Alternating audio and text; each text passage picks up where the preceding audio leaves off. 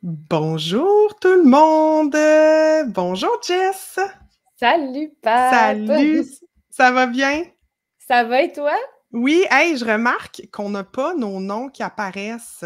Attends un peu, Oui, c'est pourquoi qu'on vrai. ne voit pas nos noms? Pourtant, il est activé et je voyais ton nom tout à l'heure. C'est vraiment bizarre. Bref, Ben oui. Jess Désiel. Donc, tu es coach en image de marque, branding. On va tout démystifier ces termes-là, justement. Mais avant, Yes. je tiens à préciser que c'est mon dernier live, donc tu es ma cerise sur le sundae, Jess. Super! Je Donc, suis c'est mon... choyée. Oui, c'est mon dernier live de 2022. Il reste des vendredis avant les vacances, mais ça a donné comme ça, puis je trouvais... J'aime qu'on termine sur l'aspect du branding parce que je pense que c'est aussi quelque chose qui peut être intéressant de starter à la nouvelle année, tu sais, de peut-être pas repenser son branding, mais en tout cas venir l'asseoir un peu plus, tu sais, sur nos valeurs puis sur l'image qu'on veut dégager. Fait que je trouve que c'est un bon sujet pour Exact. terminer l'année.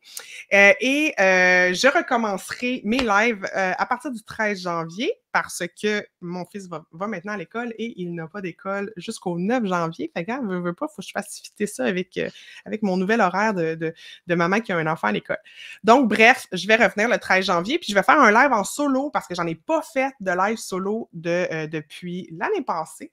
Donc, depuis, je pense, le mois d'avril. Et j'aime beaucoup ça aussi. J'adore recevoir des gens, mais j'aime beaucoup les lives en solo. Donc, le 13 janvier, ce sera un live solo. J'ai pas tout à fait décidé le sujet, mais c'est pas ça, c'est pas les idées qui manquent. Donc, aujourd'hui, on va parler justement de branding, de 3 éléments de ton branding qui doivent absolument apparaître sur ton site. C'est le sujet que tu m'as proposé pour le live que j'ai tout de suite trouvé super intéressant. Mais avant, j'aimerais que tu te présentes et que tu nous dises qui tu es. Pendant que tu fais ça, je vais essayer de faire réapparaître nos noms, OK? Parfait, c'est bon. Donc, comme tu l'as dit, Jess Désiel, on me reconnaît en tant que coach de marque, mais aussi mon surnom, c'est la rockeuse de marque sur les Oui, médias sociaux. Parce que j'ai toujours mon petit signe rock on, même mes dernières photos des médias oui, sociaux. Ça se la peut que les photo. gens fassent un clash entre la photo du live puis la photo sur les médias sociaux. Je vous rassure, c'est moi qui fais la grimace avec le rock on. C'est vraiment C'est moi. ça. J'ai juste pas refait de photos depuis. Puis là, je me suis dit, bon, il est temps que je monte ma nouvelle chevelure. Fait que ça fait 6 mois que j'aborde, tu sais. Fait que s'il y a une petite dissonance, incohérence, c'est normal. C'est correct. Donc, qui je suis? Ben, je suis une femme entrepreneur depuis déjà 2 ans.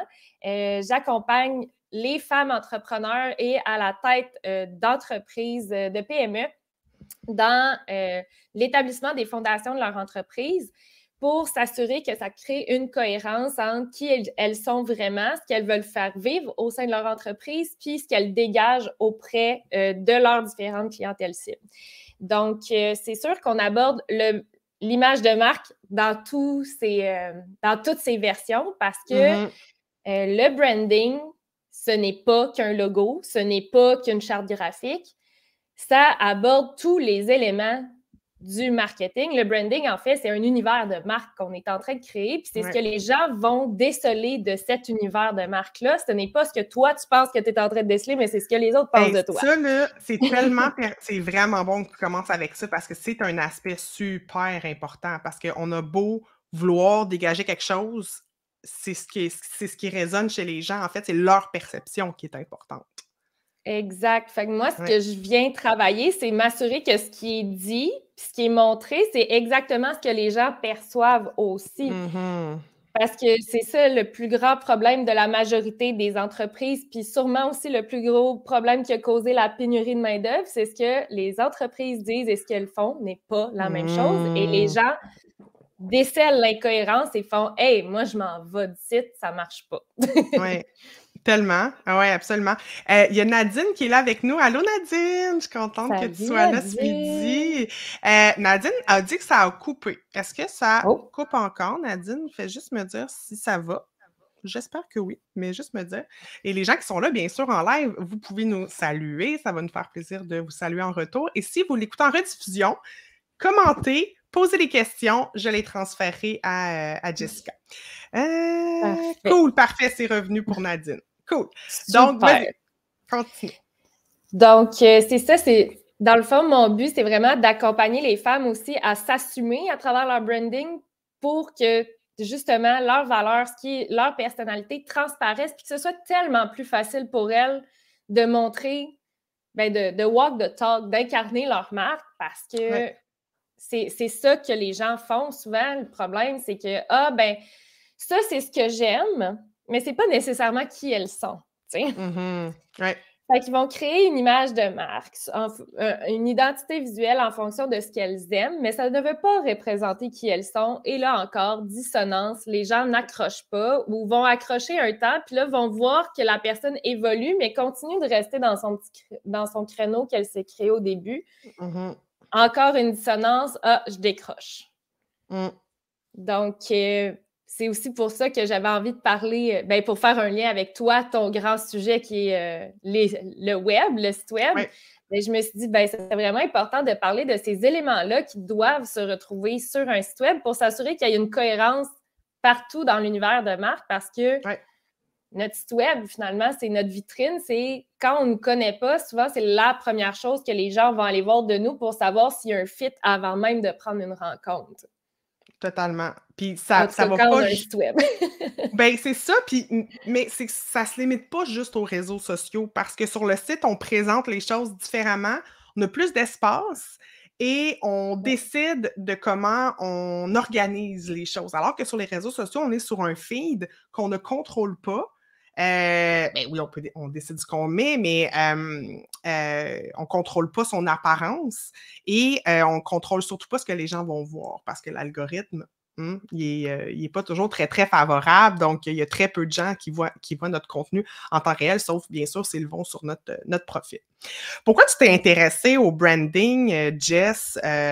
Autant, puis les deux aspects, c'est l'aspect du branding qui est le design graphique, mais aussi tout le côté dont tu viens de parler, qui est ce que les gens dégagent, ce que la marque dégage, ses valeurs et comment les gens le perçoivent. Pourquoi tu t'intéresses aux deux? D'accord. Je vais commencer par le début de mon parcours, de mon cheminement éducatif professionnel. J'ai commencé mes études en photographie en 2009. OK. Mon Dieu, ça fait tellement longtemps, on dirait. Puis, ce qui me faisait le plus triper, c'était le portrait. Parce que j'aimais ça aller... mon défi, c'était de faire transparaître la personnalité des personnes réelles à travers une image. Puis, je me suis vraiment intéressée à la photographie corporative. Puis, durant mes études, on a eu des petites bases en design graphique, mais sans plus. Mais c'est là que j'ai comme fait, OK, le design, c'est vraiment hot. Puis... Bon, j'ai fini mes études, j'ai fait un peu de photos par-ci par-là, puis je me suis rendu compte que c'était pas nécessairement ce que j'avais envie de faire de ma vie. Puis un ami est revenu dans ma vie, puis il me dit comme « Hey, moi, je suis en études en design, tu veux-tu venir comme travailler sur tes projets pendant que moi, je travaille sur les miens à l'université? » Puis j'ai fait « OK. » Puis il m'a montré ce qu'il faisait, puis j'ai fait « Oh my God, je veux faire ça de ma vie. » OK. Fait que ça a été ma première révélation par rapport au design graphique et à l'image de marque. Puis, durant mes études, première session, je commençais déjà à avoir des contrats pour créer des logos. Je connaissais à peine comment me servir de mes outils, puis les gens venaient déjà vers moi pour que je crée des logos. Fait que j'ai fait OK, tu sais. Puis, avec le temps, on a eu des cours en marketing, en stratégie de marque et tout. Puis là, ça s'est vraiment défini pour moi, c'est ça que je veux faire de ma vie. Puis, après mes études, le marché du design graphique, de l'infographie, des graphistes, c'est très concurrentiel. Fait que mon premier emploi a été pas en image de marque, mais en édition où j'ai quand même appris j'ai quand même déceler l'importance de la constance de l'image de marque à travers des livres. Parce que ce qu'on faisait, c'était des livres universitaires. Puis les maisons d'édition avaient un brand, puis il fallait que ce brand-là soit respecté dans chacun de leurs livres universitaires. Puis là, on allait jusque dans des règles typographiques qui devaient être respectées dans chacun de leurs manuels scolaires. Okay. Donc, on allait vraiment très profond dans cet aspect-là. Les couleurs devaient toujours être respectées. Fait ça a été mes premiers exercices de, on va dire, plus en profondeur dans l'image de marque. Puis, bon, après, j'ai été mise à pied parce qu'il n'y avait pas assez de mandats au sein de l'entreprise. Fait que je me suis trouvé une job en agence où j'ai été là 1 an et demi. Et je suis arrivée, puis on m'a dit, OK, maintenant, tu n'es pas juste designer graphique, tu t'occupes des médias sociaux, de la marque employeur. Je faisais de la publicité Facebook, des visuels pour des médias sociaux. Bref, je touchais pas mal à tout, quasiment. À part du SEO, là, je te dirais que j'ai fait des coms, de la strate de marque, puis du design, tout ça en même temps. Puis j'ai appris sur le tas. La fin de semaine, je me formais, je lisais des livres. Bref, ça a été 1 an et demi super intense et formateur, mais aussi épouvantable. Ben, ça m'intéresse quand même parce que je trouve que c'est... tu sais, quand il y en a qui cherchent la perle rare, là, tu sais, la fameuse appellation, là, la perle rare, puis que finalement, tu veux quelqu'un qui est comme bon dans tout, puis que finalement, que c'est pas nécessairement possible, de trouver, et c'est peut-être pas une bonne chose, en fait, tu sais. Tu peux pas tout faire de... Tu sais, quand tu dis que tu gérais la pub Facebook, est-ce que tu gérais aussi le compte du côté... publicitaire, genre les montants d'argent, le coût par clic, puis tout ça, autant que tu faisais les visuels, genre? Je faisais les visuels, j'écrivais la pub, je mettais les montants, mais j'étais tout le temps en équipe avec quelqu'un d'autre pour faire ça. Mais veux pas, on travaillait en team ensemble, tu sais. Oui. Je vois Mélanie. Salut, Mel! Mélanie, ton amie. Donc, c'est ça. Non, c'est pas toujours pertinent d'avoir la perle rare qui fait tout. Oui.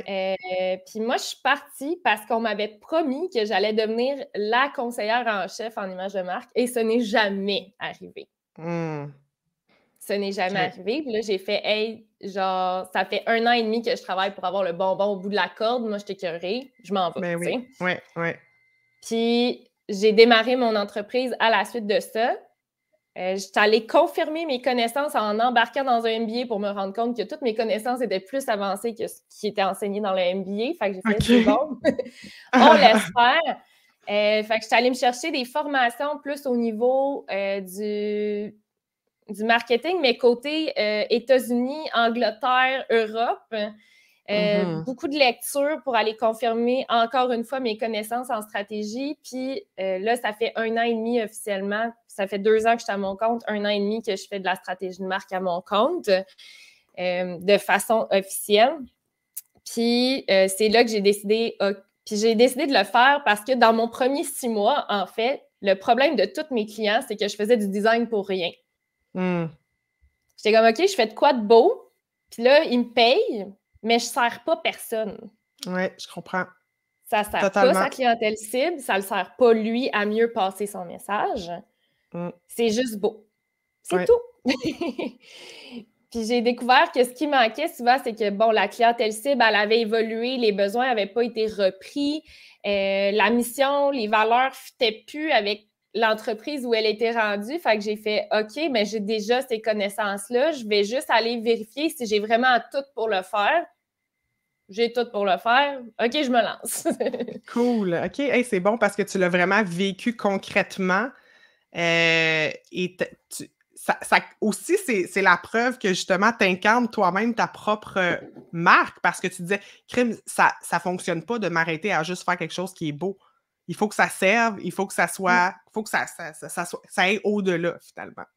Ben oui, ben c'est aussi un des premiers principes de design qu'on nous a appris, c'est que faut que ça serve le client, faut que ça serve sa com. Le design graphique, ton logo, c'est juste c'est quelque chose qui appuie ta communication, qui appuie ton message, qui appuie ta personnalité. Si tu as un logo juste pour que ce soit cute, ben ça ne te sert pas du tout. Non, totalement. Tu sais, c'est un peu comme, justement, je pense parce que je suis en train de refaire toute la déco des chambres de mes enfants, puis c'est un peu le même principe. C'est parce qu'ici, c'est pas fonctionnel, puis c'est juste cute, puis que les enfants peuvent pas y toucher parce qu'ils vont les briser, ou tu sais, que c'est... Ben, ça marche pas, là. Tu sais, ça va être beau, tu vas prendre une photo, puis elle est super belle sa chambre, mais genre, il y a même pas d'eau de rentrer dedans parce qu'il va briser des affaires, puis tu sais, il peut pas s'approprier son espace. Fait que c'est le même principe, dans le fond, là. Ben oui, puis tu veux aussi qu'il y ait des couleurs qui vont représenter sa personnalité, qui vont lui faire du bien, qu'il va avoir envie de passer du temps dans son environnement, puis pas être dans le salon plugué devant la télé parce que ça lui convient pas, sa chambre. Exactement, oui. Fait que là, tu voulais nous parler de 3 éléments, puis en fait, tu en avais pas mal plus que 3 parce qu'on s'est fait des messages vocaux cette semaine. Mais là, on s'est dit, on va se limiter quand même. Donc, je te laisse Oui. aller, je te suis là-dedans. Bon, ben, on va dire 3 grandes familles d'éléments, C'est puis ça, après, il y a des exact. sous-éléments. Puis c'est pour ça que dans mes stories, quand j'ai parlé du live, j'ai dit « Soyez prêts à prendre des notes parce qu'il y a des choses à mettre sur son site web. Ouais. La première chose, le premier élément de ton branding qui doit transparaître à travers ton site web, ben, c'est ta stratégie de marque. Quand je parle de stratégie de marque, là, c'est les fondations de l'entreprise. On parle de la personnalité. Il y en a qui vont dire l'ADN de marque. Ta mission, tes valeurs. Qu'est-ce qui fait que tu te différencies? Toute ta clientèle cible, c'est quoi ses besoins? C'est quoi? Tu peux même des fois aller dans ses croyances limitantes. Puis là je dis ça, mais c'est plus quand on parle de service en tant que tel ou quand on est dans le produit, ben, c'est quand même important d'aller adresser ces choses-là pour s'assurer que ça va vraiment connecter avec ta clientèle cible. Fait que ça, c'est vraiment les premières choses qu'on doit retrouver à travers ton copywriting, dans le fond, puis même à travers ton SEO. Oui, c'est sûr. De là, l'importance j'imagine, de tous les autres lives que tu as eu avec des copywriters, toi, dans ton domaine, je suis pas mal sûre que tu peux venir appuyer ça aussi. C'est ce qui va faire qu'on va trouver des mots-clés qui vont être pertinents pour se différencier aussi de la compétition. Oui. Donc, premier élément, dans la clientèle cible, j'ai envie, puis là, ça va amener mon deuxième élément qui est super important, qui doit se retrouver sur son site web. On ne s'adresse pas juste à notre clientèle idéale, les gens avec qui on veut vendre notre service. La plupart d'entre nous, on a des collaborateurs quand on est des solopreneurs et ben, il y en a aussi qui ont des employés. Puis, j'ai vu nombre d'entreprises créer des sites web juste pour aller chercher des employés. Puis, je me dis, mais pourquoi tu payes 10 000 $ pour aller créer un deuxième site web? Oui, exact. Quand ça peut être adressé sur ton propre site qui est déjà là, tu sais. Ouais. Donc, parler de sa culture d'entreprise, là, je veux dire marque employeur, culture d'entreprise. Ouais. C'est vraiment important que ça se retrouve là aussi sur son site pour s'assurer de parler justement à toutes les parties prenantes de son entreprise, que ce soit des collaborateurs, peut-être pas tes fournisseurs, mais au moins collaborateurs, si tu en as, les afficher, si tu en cherches, avoir une petite boîte qui dit comme « Hey, salut, moi, je me cherche un collaborateur. Si tu es de telle manière, puis tu listes un peu qui t'a besoin. Sa personnalité, ses valeurs, blablabla. Laisser une petite boîte pour que la personne puisse laisser son mail ou au moins avoir un mail de contact, c'est comme la moindre des choses à avoir sur son site. Même chose quand tu veux des employés. On arrête, s'il vous plaît, là, avec les définitions poches de titres avec comme une phrase semi-accrocheuse puis vraiment une liste d'épicerie de ce qu'on veut. Là, c'est fini ce temps-là. Là. Il y a des gens qui sont très spécialisés là-dedans pour te faire une bonne page pour ta marque employeur. Ben, va les consulter, ces gens-là. Je suis sûre qu'ils vont pouvoir t'aider, tu sais. Fait que c'est vraiment le deuxième élément qui est, selon moi, le plus important. Puis quand je parle aussi de la mission, les valeurs qui doivent se retrouver sur le site, c'est Nadine qui dit toutes les tâches connectent. Toutes tâches connectent. Là, les tâches connectent. Là. Comme dans une offre d'emploi. C'est parce que tu veux pas être limitatif, mais c'est ça, non, ça interpelle personne, là, c'est clair. Non, c'est ça. Fait que allez voir ces gens-là qui sont bons là-dedans là, pour aller vous différencier au niveau de la marque employeur. C'est sûr que ça va venir aider. Puis comme je disais dans la stratégie de marque, d'avoir la mission, les valeurs, puis même parfois la vision, ça peut aider ces gens-là à se dire « OK, est-ce que ça fit vraiment pour moi, cet univers-là? » Puis démontrer comment ça se vit aussi. C'est pas pour rien que maintenant, il y a des entreprises qui mettent des photos de leurs équipes sur les médias sociaux et tout, puis qui vont même avoir un feed Instagram dédié à ça. C'est pour montrer qu'il y a une culture, puis que c'est le fun, puis ce qui est écrit, puis ce qui est vécu, c'est la même chose. Oui, absolument. Quand tu m'en as parlé là, cette semaine, ça, de la marque employeur, mais du côté de se rechercher des collaborateurs, ça m'a tellement interpellée parce que moi, c'est exactement ça. Tu sais, oui, j'en ai des employés, mais j'ai plus de collaborateurs parce que je vais aller chercher d'autres travailleurs autonomes. Si tu vois, ce matin, j'avais un meeting. On va être 2 agences qui allons pitcher sur un projet parce que ça fit vraiment mon expertise puis l'autre.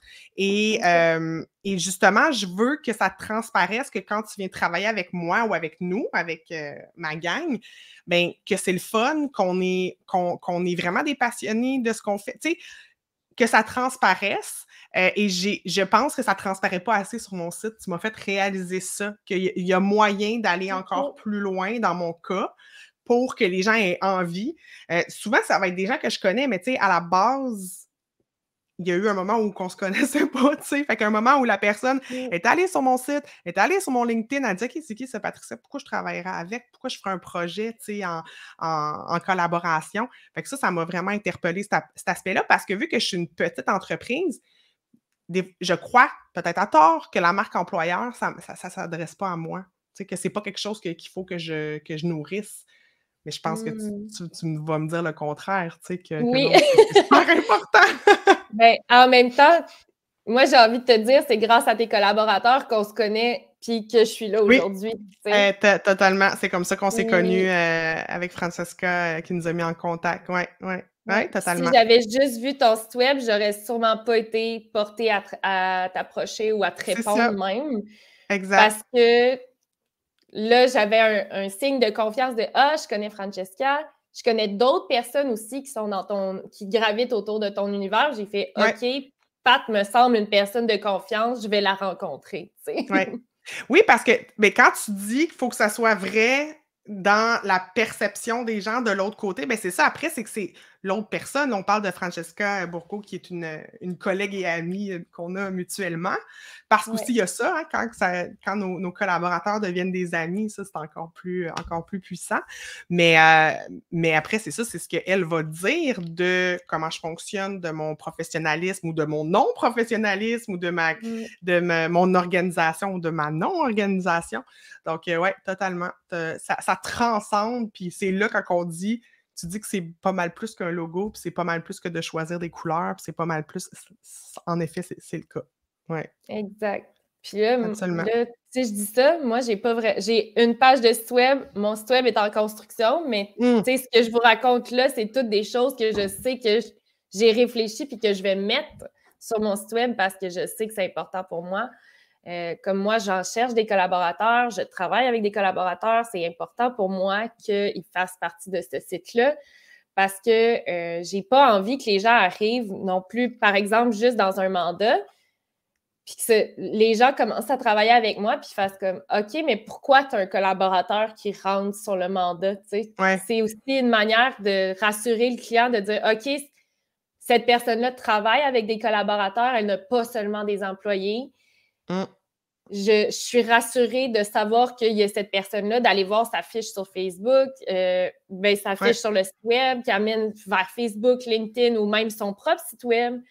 Ça crée d'autres éléments de crédibilité et de confiance, en fait, sur le site. Absolument, totalement. OK, excellent. Fait que ça, c'est ton deuxième point important. Exact. Puis, le dernier, c'est bien sûr le logo et la charte graphique.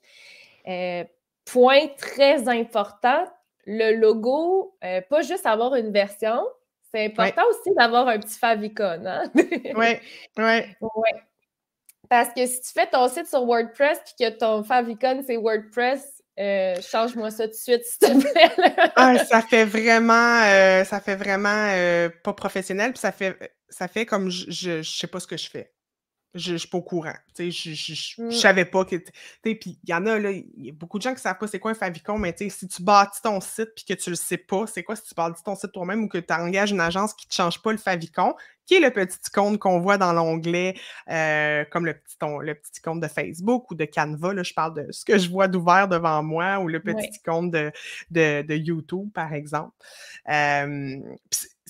au début, là, tu sais, j'en voyais vraiment beaucoup, là, les gens se préoccupaient pas tant de ça, mais là, c'est comme non, là, tu peux plus, là. Tu peux plus juste garder le petit W de WordPress ou de peu importe, là, le Wix ou peu importe l'outil que tu utilises pour Exact. bâtir ton site, ouais. Oui, puis là, je suis consciente que moi-même, en ce moment, mon site est sur une plateforme que je peux pas payer pour. Tu sais, il y a juste pas la possibilité, je pense, OK, d'enlever tu pas le l'option. favicon.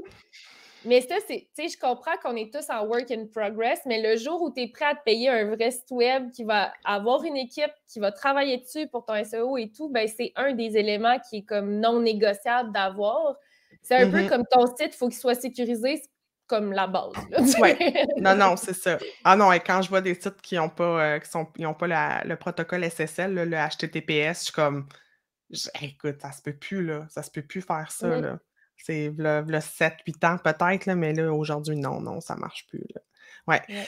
Comment aussi on peut faire vivre justement ce brand-là visuel sur notre site? Oui, ben justement, le logo, il y a aussi des gens qui sont de plus en plus enclins à avoir des patterns, Ouais, des des motifs en ouais, français. ouais, ouais.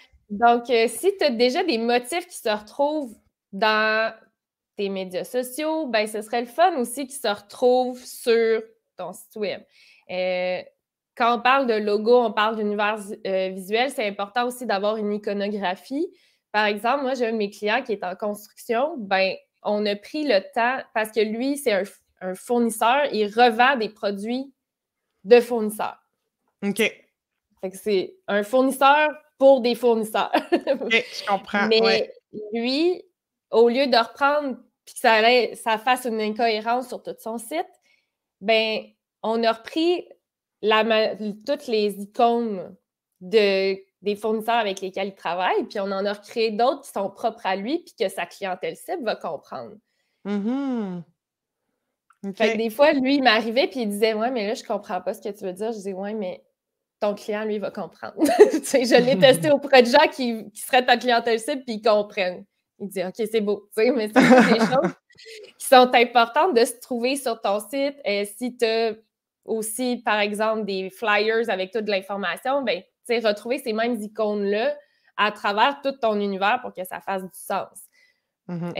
Ensuite, ben, tu sais, tes couleurs, ben, c'est important aussi qu'ils soient appliquées comme dans ta charte graphique. Si ton graphiste te dit de ne pas faire tel contraste, ben, fais-le pas. Il y a une raison pour ça. Tu sais, c'est parce qu'on veut s'assurer de la lisibilité. Les polices, l'architecture de l'information, ça aussi, c'est important de le respecter. Si ton graphiste te dit pas en bas de 36 pixels, puis là, c'est un langage de développeur. Ouais, Mais ouais, ouais. si ta police ne doit pas être en bas de 36 pixels, ben mets-la pas en bas de 36 pixels parce que ça veut dire que ce ne sera pas lisible sur ton site. Puis surtout quand on parle au format, sur desktop, ça va parce que c'est la place où on va le voir en plus grand, mais les gens consomment de plus en plus d'informations sur tablette, sur leur cellulaire. Bien, c'est important que ce soit lisible aussi dans ces endroits-là, puis que les contrastes avec les couleurs, la police, la grosseur de la police, ça fasse un tout qui va être facile à lire. Absolument. Puis Donc, quand tu parlais de la structure, j'imagine, c'est les titres. Donc, le grand titre, mettons, tu dis 36, un plus petit, le sous-titre, mettons le H2 là, qu'on appelle, ouais. mettons, je dis n'importe quoi, en 26. Ensuite, le H3. Et que vraiment, tu respectes toujours ça sur toutes les pages, sans exception ou à peu près, là, sauf quand peut-être tu as des pages de vente très précises là, où tu crées un brand un peu plus différent. Mais ça, c'est que ça accroche l'œil. Tu sais, la personne va arriver sur la page. Puis là, hein, c'est bizarre, le titre, il est pas. Puis là, tu as comme l'impression que tu n'es pas dans le bon. Tu as l'impression d'être pas au bon endroit. Là. C'est comme ça marche Ouais, plus. Là. Il y a comme une confusion, puis on veut pas ça. exact. Puis, si tu as décidé de brander tes services, ben s'assurer que dans ta page de service ou si même tu te crées des pages de vente, ben que ça ait une cohérence. Je comprends qu'il y a des exceptions. Par exemple, moi, j'ai des pages de vente dans Thrivecart. Je sais que je n'ai pas accès aux mêmes polices que pour mon site, Ouais. mais je vais essayer de prendre. Là, je sais que moi, j'ai ma formation de graphiste. Je vais prendre la police qui ressemble le plus Ouais. à ce que j'ai retrouvé sur mon site. Puis dans Thrivecart, pour que ça fasse un lien, je vais aller rechercher les mêmes couleurs, je vais tenter que mes titres puis mes sous-titres soient des mêmes grosseurs. Ce ne sera pas 100% pareil, mais je vais tout faire pour que ça se ressemble le plus. Même chose, si par exemple, sur ton site, tu ne peux pas utiliser une police que tu retrouves normalement dans ton document Word parce que tu as pu l'installer sur ton poste de travail, bien, c'est important d'aller trouver une police qui va vraiment ressembler à celle que tu as travaillé, que tu utilises. Puis c'est pour ça que c'est essentiel de travailler avec un graphiste. Puis un bon graphiste est censé te trouver ça. Il va du moins te faire travailler avec des polices qui sont dans Google parce que tu peux les installer sur ton poste de travail et tu peux les utiliser sur ton site web. Exactement, exact. Ah oui, des fois, tu sais, j'en vois qui... c'est plus chez mes étudiants là, qui sont quand même des débutants en design, en fait, qui ne deviendront pas des designers graphiques, qui sont des étudiants en communication à l'UQAM, puis ils vont aller me chercher des fois là, des typos vraiment bizarres, trop originales. Je suis comme, ouais, mais c'est parce que les gens, ça se peut très bien que ça ne s'affiche pas. Fait que ça va être remplacé automatiquement par le browser par une autre typo qui ne sera probablement pas celle que tu souhaites. Ouais. Tu la retrouveras pas dans ton logiciel d'envoi d'infolettes, tu la retrouveras pas dans d'autres... tu pourras peut-être pas la télécharger dans Canva ou dans ton ordinateur pour l'utiliser dans les logiciels, dans Photoshop, etc. Donc, t'es pas plus avancé. Tu as voulu être bien original, mais après, c'est que tu peux plus la réutiliser. Les gens, ils la verront pas. Ils la reverront plus, cette typo-là. Fait que ça marche comme pas, tu sais. Exact. Puis après, bon, il y a des familles qui se ressemblent. Fait que c'est de là l'importance de dire, OK, si je prends quelque chose, je dois m'assurer qu'il y ait une équivalence dans les autres programmes ou applications qu'on peut utiliser. Oui, absolument. Donc, la typo, le logo, les couleurs. Les patterns. J'aimerais ça t'entendre un peu là-dessus, les patterns, ou tu sais, il y en a qui appellent ça une tapisserie, là, ou tu sais, une texture, il y a plein de noms. On en voit de plus en plus. Comment les marques peuvent l'utiliser, puis justement que ça soit pas juste un pattern pris là, sur, genre, tu tapes pattern dans Canva, tu vas en trouver 10 000, là, mais que ça soit vraiment incarné là, à l'entreprise. Ben, en fait, j'ai envie de dire tout simplement travailler avec un graphiste si tu veux avoir un pattern qui va te ressembler, puis l'utiliser aussi avec parcimonie parce que plus on met de visuels lourds sur un site, plus il est lent à télécharger, plus ça cause de problèmes, puis que les gens décrochent rapidement. Puis ça, c'est un problème que je vois sur beaucoup de sites web, le temps de téléchargement, et c'est toujours pire sur téléphone que sur desktop. Ouais. Fait que moi, si mon téléphone ne charge pas une page en 3 secondes, je fais back. Bye-bye. Oh oui, j'ai pas le temps. Mais non. Puis surtout des entreprises qui vendent des produits, quand tu as déjà une boutique en ligne, essaye de mettre le moins d'éléments visuels possible parce que tu as déjà de la lourdeur de toutes tes images de produits qui viennent avec. Oui, absolument. Fait que motif, dans ce temps-là, je le recommande moins, mais si tu es dans le service, ben, l'utiliser avec parcimonie, puis s'assurer encore une fois que le contraste soit bon entre les couleurs, puis aussi les autres éléments, mais pas de motif derrière ton texte, ce ne sera pas lisible, tu sais. Exact. Exactement. Parfait. Fait que ça, c'est ton troisième élément là, vraiment à considérer puis qui doit absolument être présent dans ton site web.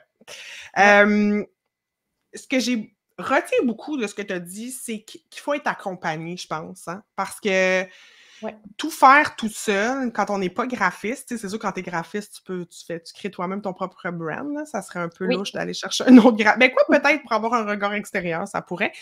Mais être accompagné, c'est qui les types de professionnels qui nous accompagnent? Tu as parlé de graphisme, mais tu as parlé de d'autres types de professionnels. Ben moi, par exemple, je vais travailler avec des gens qui sont pros dans le copywriting, dans le SEO, pour s'assurer que, justement, toutes ces choses-là soient bien implémentées. Je comprends que quand on commence, on n'a pas nécessairement les moyens, mais il y a des plateformes qui vont utiliser, par exemple, tu peux payer un bonus puis avoir ton SEO qui est fait. Ben, c'est déjà une base sûrement qui est mieux que zéro SEO. Zéro, oui, c'est ça. Ou du moins aller chercher toi-même les mots-clés qui peuvent être importants de mettre dans ton texte sur lesquels tu as envie de te positionner. Fait que oui, se faire accompagner, c'est important. D'avoir une base en stratégie de marque, de t'assurer que ta mission, ta vision, tes valeurs soient les bonnes puis que ça te fasse vibrer parce que oui, c'est beau de le mettre sur ton site, mais si tu n'es pas capable d'en parler toi-même après, ça ne sert à rien. Absolument. Fait que, après, pour l'implémentation du site web, ben oui, des gens comme toi qui connaissent qui ont des entreprises en développement de site web, c'est le best. Des graphistes, des amis entrepreneurs aussi qui vont venir te challenger à travers tout ça pour t'assurer que c'est compréhensible, puis pas des amis entrepreneurs qui font la même chose que toi. Non. Des gens qui ne connaissent pas nécessairement ce que tu fais ou qui ont appris à connaître ce que tu fais grâce à toi, eux, ça va être les meilleures personnes pour te challenger parce que s'ils font partie de ta clientèle potentielle, ou même aller parler à ta clientèle potentielle puis montrer ton site puis ce que tu as envie de faire, ça va te challenger. Puis là, tu vas dire, OK, les gens ne comprennent pas. Bien, il y a ces éléments-là, clairement, que tu dois aller modifier puis revalider avec ces gens-là pour t'assurer que ce soit cohérent.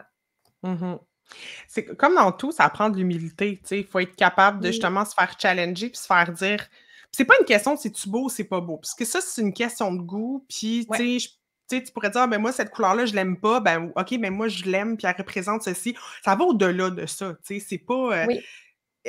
C'est vraiment. Est-ce que tu comprends. Ben déjà, ce que j'offre comme service, est-ce que tu comprends mes valeurs? Est-ce que tu comprends mon élément distinctif aussi des autres? Puis ça, tu vois, je le dis, puis je pense pas que sur mon site, c'est assez présent. Puis bon, cordonnier mal chaussé, là, comme tu l'as dit tantôt, ton site n'est pas prêt, puis là, tu parles de site web, ben c'est parce qu'on travaille sur nos clients avant de travailler sur nous, là, c'est assez normal. Mais je pense qu'il y aurait vraiment moyen, même dans mon copywriting, puis dans la manière de présenter les éléments, de mettre encore plus de l'avant, moi, ce que je considère être mon élément distinctif, qui est vraiment l'aspect que mes clients ont accès à 100% de leur site web. Donc, il n'y a aucune cachette. C'est 100% transparent, notre fonctionnement. Et surtout, ils peuvent partir quand ils veulent, puis ils ont accès à tout. En fait, avant même de partir, ils ont accès à tout. Fait qu'ils peuvent partir, décider de tout changer leur site par eux-mêmes. Bon, des fois, c'est un piège parce qu'ils essaient des affaires puis ils reviennent en broyant. Mais, mais ils ont une liberté et ils ne sont pas attachés. Puis je ne veux jamais attacher personne pour dire « Ah non, si tu veux changer les choses, il faut que tu passes par moi parce que c'est ça. » Non, pas tout. Mais je pense que ça paraît peut-être pas assez sur mon site. Ouais, Nadine a dit « Team cordonnier mal chaussé ». Ben non, c'est clair. Là. Oui. C'est drôle parce qu'on dit faites ce que je dis, pas ce que je fais des fois. Ben, il y a ça, mais il y a aussi le fait que quand on le fait pour nous-mêmes, le temps de réflexion va être beaucoup plus grand que quand on le fait pour les autres parce qu'on est nos plus grands juges. Ouais. Moi, j'ai recommencé mon identité visuelle 3 fois, puis là, je suis en train de la faire une 4e fois.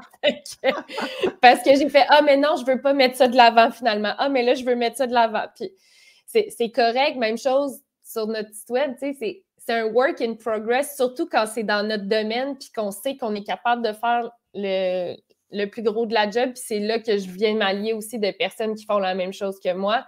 C'est pour me faire challenger sur comment je le fais.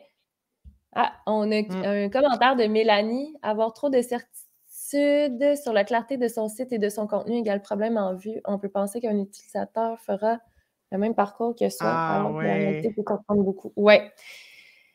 Ben, c'est pour ça qu'il faut demander. Il faut être, quand je disais l'humilité, demande aux gens, est-ce qu'ils comprennent c'est quoi le parcours qu'ils font? Ils peuvent te l'expliquer aussi, parce que comme les gens n'auront pas la même vision que nous, c'est impossible. Nous, c'est comme quand tu essaies d'expliquer quelque chose à quelqu'un, puis tu manques de mots, puis tu dis, Colin, j'aimerais ça que la personne soit dans ma tête pour comprendre, ça serait bien plus simple. Ça se peut pas. Ça existe juste pas. Non, ça se peut pas. Puis j'ai envie de dire aussi de faire attention quand on s'adresse à 2 clientèles différentes dans des langages différents, pas traduire non plus mot pour mot, ça marche pas, tu sais. Non, c'est ça. Puis notre parcours d'un site web en tant que Québécois va être différent de celui d'un Japonais, tu sais. Ouais. Fait que de prendre ça aussi en compte quand on est à l'international, c'est vraiment important. On ne peut pas prendre pour acquis qu'une culture différente de la nôtre va utiliser un site web de la Absolument. même façon. Oui, totalement, absolument. C'est vraiment intéressant. Merci, Jess. En terminant, euh, j'ai tes réseaux sociaux sur lesquels tu es le plus Oui. active, donc je vais rendre ça disponible. Et parle-moi de comment les gens peuvent faire appel à tes services, comment tu les accompagnes, parce que honnêtement, ça peut paraître un peu abstrait, tu sais, comment je travaille mon branding, là, tu sais, dis-nous un peu comment tu fonctionnes. Oui, ben moi, en fait, je ne commence pas par le logo, je commence vraiment par la personne. Et c'est pour ça que dans mes services, je parle de stratégie de marque humaine, c'est parce que l'humain va être au centre de la stratégie et du développement du visuel. Mhm. Donc, on commence par l'entrepreneur. Qui il est? Qu'est-ce qu'il aime pas? Parce qu'une stratégie de marque, c'est pas juste une ligne directrice pour tes communications, c'est aussi pour t'aider dans tes prises de décision, tes passages à l'action, que ce soit dans du réseautage, dans travailler avec des collaborateurs, trouver tes employés. Tu sais, j'ai parlé de l'importance des valeurs, de la culture d'entreprise. Ben ça, c'est un des piliers les plus importants. Puis, il y a beaucoup de gens qui m'ont dit, puis moi-même, je l'ai dit à un moment dans ma vie, ben là, mes valeurs personnelles, je ne peux pas les mettre sur mon site. Je dois Mm. trouver des valeurs à mon entreprise. Puis Hey, j'en c'est ai parlé drôle. avec une coach, puis elle me dit, ben pourquoi? Je dis, ben ma première valeur personnelle, c'est me réaliser. Ben, elle dit, puis ce que tu fais pour tes clients, ben c'est tu les aides à se réaliser eux-mêmes. Mhm. Elle fait, ah ben oui, c'est vrai que la réalisation de soi, c'est une valeur, puis je peux la transmettre à travers mon entreprise. Fait maintenant, surtout pour les solopreneurs, j'ai envie de vous dire, arrêtez genre de chercher des nouvelles valeurs pour votre entreprise, comme vous les avez déjà, là, tu sais. Ouais. C'est plus comment on les transmet, là.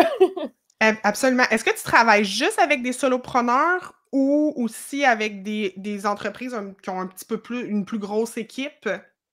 Je travaille aussi avec des PME. C'est sûr que le travail ne sera pas fait de la même manière. Mhm. En fait, moi, je travaille beaucoup par atelier ou OK. coaching parce que je veux que la solution vienne des gens. Puis c'est pour ça que je dis encore stratégie de marque humaine, l'humain est au centre. Je coach les gens pour qu'ils trouvent la solution qui va leur convenir pour parler de leur marque. Mhm. Parce qu'il faut qu'ils soient capables, là je dis il faut, j'aime pas dire ça, là, mais si on veut être convaincant, on doit être convaincu. Mhm. Donc, les meilleurs mots proviennent de nous, mais après, moi aussi, j'amène la personne à réfléchir comment tu peux le dire pour que ça fasse du sens pour toi, mais ça le fasse aussi pour tous les clients que tu peux avoir potentiellement, tes collaborateurs, possibles fournisseurs. Tu veux avoir des investisseurs, il faut aussi que ça leur parle, tu sais. Mhm. C'est comme une obligation, sinon ça ne marchera pas, là. Fait que Ouais. c'est pour ça, la stratégie de marque, c'est vraiment comme les fondations de ton entreprise, comment tu parles de ton entreprise. Oh, merci Mélanie, c'est donc bien sweet. Fait que on développe la stratégie. Après, on va en création de logo si la personne le désire. Tu sais, je suis pas non plus. J'ai mon style à moi. Si la personne, je sens que mon style ne fonctionne pas avec ce qu'elle a envie de développer, je vais la revirer vers un collaborateur, une collaboratrice, ça va me Mhm. faire plaisir. Parce que Mhm. mon but, c'est toujours de servir le client, pas de lui vendre quelque chose en espérant me remplir les poches. Ça Non, marche pas, c'est tu sais. ça, exact. Fait que création de logo, mais tout le temps en venant appuyer l'identité qu'on a créée. OK, c'est quoi ta personnalité ou c'est quoi la personnalité de l'entreprise, de l'équipe? Puis ensuite, développement de motifs si nécessaire, toute l'iconographie, bannière de médias sociaux, Mhm. template aussi, c'est souvent demandé dans Canva, ben je le fais Ouais. aussi parce que ça devient un outil de travail après. Tellement, tellement. Puis ça, je trouve ça le fun, les graphistes qui sont ouverts à ça parce que, tu sais, je sais que ben, les graphistes, vous travaillez dans des outils pas mal plus performants que Canva, mais c'est que Ouais. là, maintenant, les entrepreneurs ont à créer beaucoup de contenu visuel au quotidien. Donc, de venir adapter ce qui aura été fait sur Illustrator, Photoshop ou autre, venir l'adapter dans Canva, ça, c'est vraiment cool parce que, honnêtement, payer à chaque fois un graphiste pour faire un visuel alors que tu pourrais le faire Encore là, moi, c'est un peu cette valeur-là d'autonomie que j'ai, que je veux rendre mes clients les plus autonomes possibles pour pas avoir en tout cas, je pense, de ce que je comprends, tu es un peu comme ça, de pas avoir à charger 1 heure pour changer 3-4 patentes dans un post alors que la personne, elle peut le faire sur Canva par elle-même avec son brand bien établi, bien compris, sa charte graphique, mais tout ça dans un outil qui est accessible. Puis même dans Canva, j'ai des clientes qui m'ont dit « OK, prends mes accès, j'ai implémenté toute leur identité visuelle. » Ils ont déjà le board. Fait qu'ils ont juste à aller cliquer sur leurs images, leurs couleurs, tout est là. Je donne vraiment du clé en main. Même pour la stratégie de marque, les ateliers, si c'est enregistré, tu as le droit aux enregistrements. Tu as le droit à tout mon template de stratégie de marque parce que je sais qu'on évolue tellement rapidement en tant qu'entrepreneur. Notre business évolue comme à 100 000 à l'heure, comme constamment. Là. Même quand on a l'impression d'être arrêté, on continue d'avancer. C'est vrai. Petit train va loin. Fait que moi, je donne vraiment ces outils-là en me disant comme, hey, genre, tu sais, tu veux changer un mot, vas-y, là. Tu sais, t'as beau parce que t'es la meilleure personne pour dire, OK, j'ai évolué, maintenant, ce mot-là fait plus de sens que tel autre mot que j'utilisais. Nouveau service, tu sais, j'ai un outil pour les objectifs. Tu veux refaire tes objectifs en fin d'année, les recorriger, ben vas-y, prends l'outil, puis refais tes objectifs à court, moyen, long terme. Tout ça, c'est disponible pour ma clientèle dès que tu travailles avec moi, que ce soit en coaching ou que je fasse la stratégie pour eux, ils ont accès à tout ça. Est-ce que tu envoies, plus je te pose vraiment une question, t'envoies-tu les fichiers, mettons, PSD ou Illustrator, les fichiers sources, si quelqu'un veut même retravailler dedans, ou ça, t'es plus réticente parce que, ben, veux pas, c'est comme ta base? Je te pose la question. J'envoie les fichiers sources, je fais tout le temps les logos dans un fichier Illustrator. Je vais envoyer le fichier EPS. Puis la personne en fera ce qu'elle veut, mais rares sont les gens qui sont capables de se débrouiller dans Illustrator. Fait que je me dis, fais ce que tu en veux, bonne chance. Ils sont même pas capables de l'ouvrir, là, la majorité des gens. Là. Mais tu sais, moi, je suis pas graphiste, mais je maîtrise quand même bien les Illustrator, InDesign, Photoshop. Puis des fois, il y a des graphistes, quand c'est la première fois que je travaille avec eux, là, c'est plus rare parce que j'ai quand même des graphistes avec qui ça fait longtemps. Puis là, ils sont ben je sais pas, tu vas bouger des affaires. Je vois, mais je sais comment. Mais t'inquiète que dès que j'ai du créatif à faire, je reviens vers toi parce que ça, je l'ai pas. L'aspect technique là, de l'alignement, des patentes de même, ça va, mais dès qu'il va y avoir une création à faire, ça, non, je suis vraiment pas, c'est vraiment pas ma force. On a des beaux commentaires. Le clé en main, Nadine a dit, c'est ça le clé en main. Pardon, j'allais dire c'est ça la vie, j'ai mal lu ta phrase. Le client, c'est la vie, le clé en main. Le client a le droit, on veut le rendre indépendant le plus possible pour qu'il ne se sente pas qu'il est lié ou piégé. Mais tellement, crème, y a-t-il quelque chose de pire que quelqu'un qui est comme, qui sent que t'es... Puis c'est peut-être une vieille mentalité, je pense peut-être notre génération on a moins ça, mais qui se sent comme prisonnier puis qui n'a pas le choix de faire affaire. Tu sais, genre, tu lui donnes même pas les accès WordPress à son site, comme ça n'a aucun sens. Ou genre, il y a des accès limités. Voyons donc qu'il y a des accès limités. Si son site, il plante à 3 heures du matin, là, moi, j'ai pas le goût de me faire réveiller, là. Arrange-les ton problème, tu sais, si t'as joué dedans puis que c'est toi qui l'as causé, encore plus, mais dans le sens comme, t'as le droit d'avoir accès, tu l'as payé, c'est à toi. Je ne vais pas garder de quoi, tu sais, qui ne m'appartient pas, finalement. Mélanie a dit, pour ma part, ça me donne encore plus envie de travailler avec ce type de personnes. Cool, c'est gentil. Je suis en plein dans le processus avec Jess. Nancy a dit, je revois les bases de mon entreprise de rédaction et cela passe par l'entrepreneur. Elle. Exact. Exactement. Ouais. C'est ça qui nous différencie du voisin. C'est la personne qu'on est, tu sais. Il n'y a personne qui est pareil comme nous. Hey, merci, c'était super. Donc, tu as un service aussi juste pour terminer, tu as un service d'analyse. Explique un petit peu comment que ça fonctionne.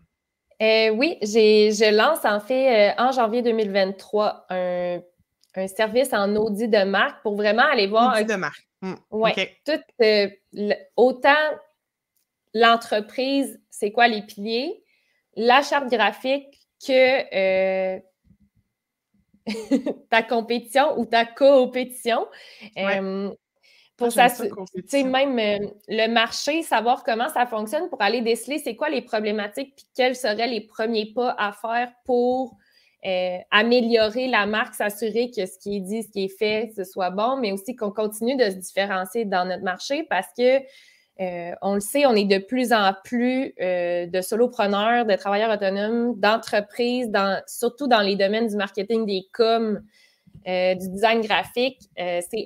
Puis, tu sais, il y a de la job pour tout le monde, là, ça, j'en suis convaincue. Mais c'est important de dire, OK, ben comment je me différencie? Tu sais, moi, c'est déjà arrivé, là, j'ai une cliente qui était comptable, j'y ai fait une palette de couleurs. On avait fait le tour de sa clientèle cible, puis on était comme, let's go, on part. Et il y a une de ses compétitrices, avant même que j'aille en logo, à la création du logo, je refais un tour rapide, puis sa compétitrice vient de changer ses couleurs et on venait de prendre la même palette à quelques degrés de tonalité près, là. Aïe, aïe, aïe, OK. Fait que c'est des choses qui sont vraiment importantes d'aller vérifier à travers le temps. Est-ce que tu sais, c'est aussi la psychologie des couleurs, tu as évolué. Est-ce que tes couleurs font encore du sens avec qui tu es? Tes polices de caractère, il y a aussi, il y a toute une personnalité qu'on vient bâtir avec les couleurs, les polices de caractère. Est-ce que ça fait encore du sens? On vieillit aussi, peut-être qu'on aimait des trucs plus colorés, punchés quand on était plus jeune. Peut-être que les patterns super éclatés quand tu es rendu à 55 ans, à moins que tu sois vraiment flyé puis que ce soit ton jam, c'est peut-être plus ton jam. Fait que est-ce qu'on peut faire quelque chose qui va plus fitter avec ta personnalité actualisée du moment, tu sais? Fait que on va vraiment aller voir tout ça en profondeur. C'est une longue analyse. Je vais faire aussi un prix de lancement en spécial. Fait que si vous êtes intéressé à ce que je revoie tout cet univers de marque-là puis votre marché, vous pouvez m'écrire, puis on pourra se reparler en primeur avant le grand lancement du service. Fait que comme ça, vous allez avoir un droit au prix préférentiel avant tout le monde. Cool. C'est le fun parce que justement, quand tu pars pas de zéro, tu veux pas quelqu'un qui va tout scraper ce que tu as puis qui va faire qu'on recommence. Non, j'ai de quoi, je l'aime, mais je sais que c'est pas parfait puis il y a du travail. Fait que c'est très cool cette audit de marque que tu proposes. Merci infiniment, Jess. Merci d'avoir été la cerise sur mon Sunday de mes lives. Donc, tout le monde, on se retrouve en live en janvier prochain. Sinon, je continue à être présente, bien sûr, dans mon infolettre et sur les réseaux sociaux. Bon week-end, tout le monde. Bon week-end, Jess. Bon week-end. Bye. Salut.